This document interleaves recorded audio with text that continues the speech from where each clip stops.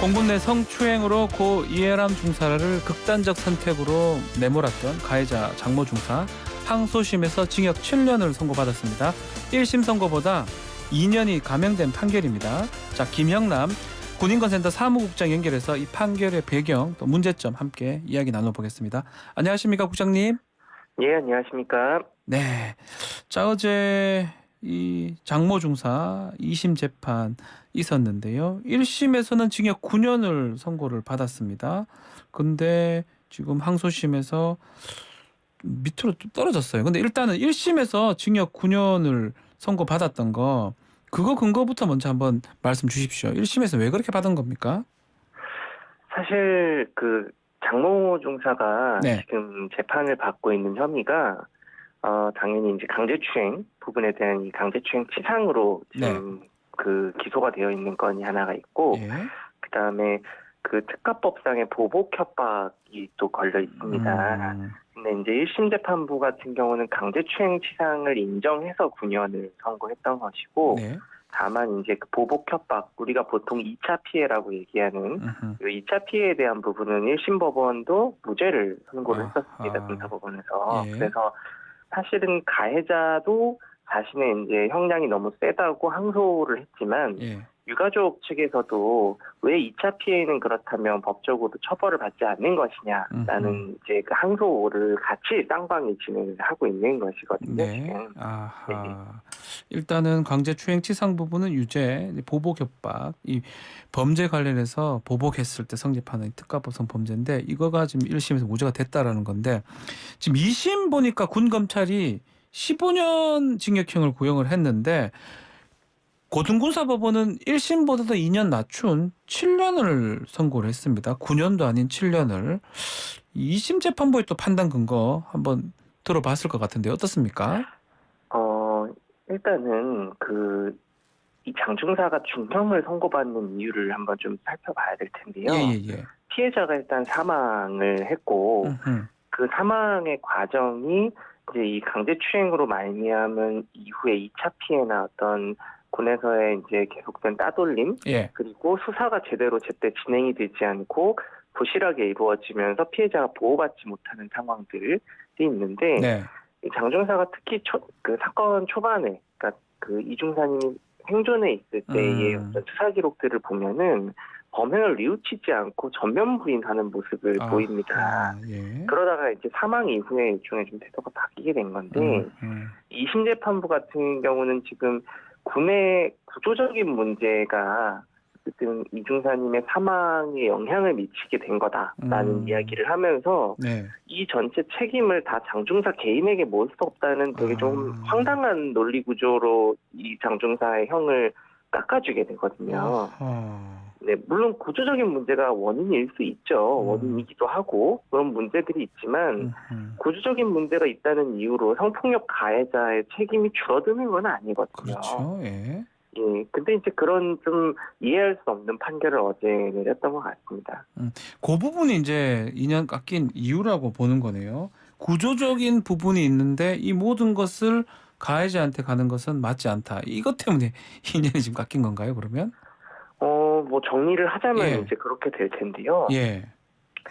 구조적인 이 재판부가 밝힌 구조적인 문제라는 것이 뭐 피해자가 제때 보호 조치를 받지 못했고 예. 뭐 이 부분이 이제 부실 수사와 관련된 내용이겠죠. 네. 그리고 군에서 뭐 피해자 지원을 잘 받지 못했고 뭐 소외감을 느끼다가 정신적 고통으로 이어져서 극단적 선택을 하게 되었다는 것인데 네. 그 이전에는 강제추행이 발생했기 때문에 이후에 그렇죠. 이런 일이 발생하게 된 거잖아요. 예, 근데 이제 어쨌든. 네. 어떤 구조적인 문제가 있다 해서 결국에 개인이 극단적인 선택을 하고 말았다는 이 얘기가 과연 국가가 지금 성폭력 피해를 해결하지 못해서 유명을 달리한 사람의 재판에서 이게 할 소리인가라는 부분이 있을 수 있을 것이고 네. 근본적으로는 그리고 이 구조적인 문제를 얘기하고 있지만 군사법원이 예. 부실 수사의 책임자와 같은 이 구조적 문제에 실제 부역한 사람들 중에는 지금 재판을 받고 있는 사람이 단 한 사람도 없습니다. 모두 그러네요. 군에서 불기소 처리를 해줬던 예. 것인데 예. 군 검찰은 그 구조적인 문제에 책임이 있는 사람들을 다 불기소하면서 군사법원은 지금 구조적 책임을 운운하면서 가해자의 형량을 줄이는 데다가 이 논리로 지금 갖다 쓰고 있는 것인데 이거는 분명히 말장난을 하고 있는 것이죠, 군이 지금. 그냥 단순 그냥 산수적으로 계산하고 남은 2년을 그렇다면 그 고등군사법원 말이 맞다면 이 부실 수사를 했던 군 검찰이나 뭐 군사 경찰이나 이쪽에라도 최소한 책임이 가야 되는데 2년 최소한 지금 네. 아무도 기소가 되거나 했는 게 없다라는 거잖아요. 그렇죠. 책임이 있다고 하면서 정적 책임을 져야 되는 사람은 단 한 사람도 없는. 또 조직이 뭐 다른 것도 아니에요. 뭐 고등군사법원이나 뭐 군 검찰이나 다 같은 군에 있는 법무 조직인데 그렇게 이해가 안 된다는 그 말씀이네요. 네, 맞습니다. 네. 자, 일단 1심이든 2심이든 이 보복 협박 부분, 특히 이 부분을 지금 무죄를 했는데 이 내용 그거더라고요. 사과를 받지 않으면 죽겠다. 이런 장중사의 이 문자 메시지. 예람 중사한테 준 문자 메시지. 이게 지금 보복인 협박이 아니라는 건데 이 부분 어떻게 보십니까? 이 이야기를 한 것이 이제 강제추행 범죄를 저지르고 얼마 지나지 않아서의 일입니다. 바로 직후의 일이고, 이 당시에 이제 가해자 장중사가 범행을 저지르고 피해자를 막 밤늦은 시간에 쫓아가면서 협박도 하고 용서도 구하고 또 협박하고 집까지 따라 들어가겠다고 하고 이런 일련의 과정들이 있습니다. 네. 그리고 피해자는 당시에 굉장한 두려움을 느끼면서 본인 집에도 들어가지를 못합니다. 그 자기 동료의 집으로 들어가서 나 좀 보호해달라고 하죠, 당시에. 네.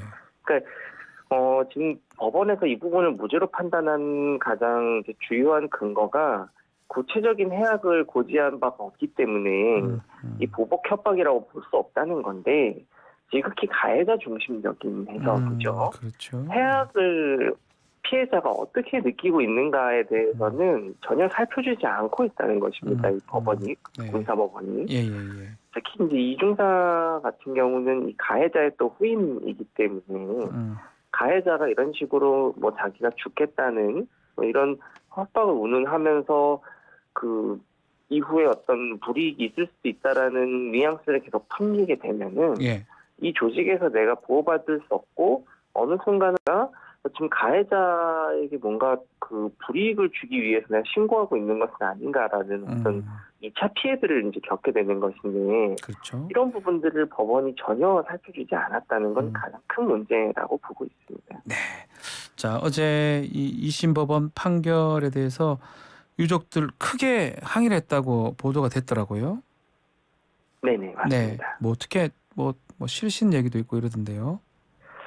뭐 가족분들께서 많이 화가 나셨고 당연한 일이라고 생각합니다. 뭐 이게 가해자에게 사실 부모님의 마음 같아서는 가해자에게 더 큰 중형이 나와야 된다고 생각을 하고 있던 중인데 그리고 부모님께서 항상 말씀하시는 것이 구조적인 책임을 지는 사람이 아무도 없기 때문에 전반적으로 봐주기 수사가 이루어진 것은 아닌가에 대해서 굉장히 많은 분노를 계속 토로해 오셨는데 이 두 가지를 어제 재판부가 다 건드렸던 것이죠.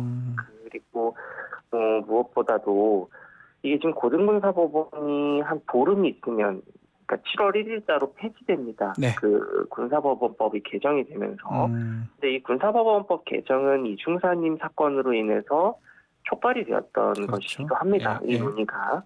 그런데 굳이 대부분의 지금 사건을 고등군사법원이 민간으로 다 이송하고 있는 와중에 그러니까 7월 1일자로 폐지되니까 재판을 계속할 수 없지 않겠습니까? 그렇죠. 그런 중에 고등군사법원이 이 사건은 우리가 결론을 짓고 가겠다고 굳이 항소심 재판을 열어가지고 판결을 한 건데 군사법원이 끝까지 결국 가해자 봐주기에 지금 부역을 하면서 본인의 군사법원의 어떤 그 마지막을 지금 장식하고 있는 것은 아닌가라는 좀 생각이 듭니다. 네. 자, 이해람 중사 사건 아마 좀 유족이나 군 검찰은 받아들이기 힘들 것 같은데요. 이거 상고합니까? 어떻습니까? 뭐 그 부분은 네. 아마 지금 검토를 하고 있는 것으로 보는데요. 음. 이 보복 협박이나 이런 부분은 이제 법리 해석상에 새로운 부분을 받아들여야 되기 때문에 네. 뭐 상고를 하게 되지 않을까라고 좀 예상을 하고 있습니다. 네. 그리고 지금 특검도 진행을 하고 있죠. 이 그렇죠, 사건과 그렇죠. 관련해서. 네. 고등분사법원에서 군의 구조적 책임이 있다라고 명시해서 짚어주었기 때문에 군에서 다 봐주기 했던 이 구조적 책임의 당사자들, 책임자들, 특히 부실 수사와 관련되어 있는 관련자들은 이제 특검에서 수사를 받고 법정에 서야겠죠. 고등분사법원에서도 인정했으니까요. 네. 이 특검에서 그럼 꼭 밝혀내야 될 게 어떤 게 있다고 봅니까? 특검이 지금 진행 중인데 아직 수사 개시는 안 했는 걸로 제가 알고 있는데요. 네. 네. 그 수사에 이제 개시를 해서 지금 초입기에 들어가고 있는 상황인데, 예, 그렇죠. 예. 특히 이제 지금 들여다보아야 되는 부분은 부실 수사라고 보통 우리가 부르는 네. 이런 부분일 텐데, 이중사님이 피해를 신고한 뒤로 사망에 이르기까지의 80여일간의 이 시간 동안 군검찰이나 군사경찰에서 굉장히 이해할 수 없는 수사를 보여줍니다. 네. 특히 뭐 군사경찰에서는 가해자를 불러보지도 않고 불구속 방침을 세운다던가, 또는 군검찰은 사건을 송치받고도 피해자가 사망하기에 이르기까지 아무런 수사도 진행을 하지 않고 직무를 유기합니다. 네. 근데 이거에 관계된 뭐 군검사라던가 이런 분들은 다 불기소 처분을 받았고 사건 초기에 굉장히 많이 의혹이 제기됐던 것이 이런 이해할 수 없는 군의 수사 흐름이 외압에 의해서 이루어진 것이 아니냐라는 문제 제기가 굉장히 많았습니다. 근데 네. 이런 부분은 국방부에서 하나도 규명하지 않고 수사를 종결했었죠. 그렇기 때문에 이 부분 특검이 주의 깊게 좀 살펴봐야 되는 것은 아닌가라는 생각을 하고 있습니다. 알겠습니다. 자, 오늘 말씀 여기까지 듣겠습니다. 감사합니다. 예, 감사합니다. 지금까지 김형남 군인권센터 사무국장과 함께했습니다.